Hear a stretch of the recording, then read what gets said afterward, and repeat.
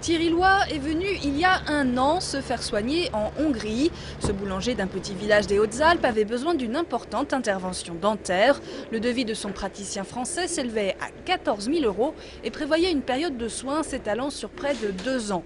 Impensable pour cet artisan, mal remboursé par sa mutuelle et installé à plus d'1 heure de route de son dentiste.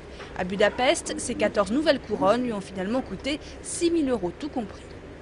Ce qui était donc réalisé en France en une année et demie, 2 ans, a été fait ici en 10 jours de présence. Avec le côté aussi, qui n'est pas négligeable, c'est la découverte du pays, donc, que je ne connaissais pas et qui est vraiment très très agréable.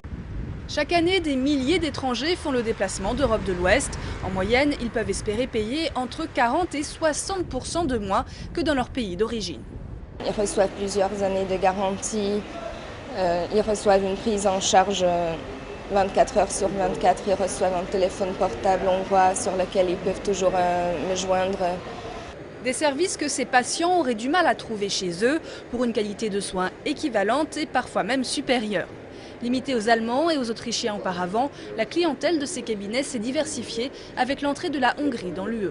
Les étrangers viennent de la France, de l'Angleterre, d'un peu plus loin. C'est très bon qu'on ait un pays déjà l'Union européenne. Mais maintenant, question de garantie, et ça leur convient.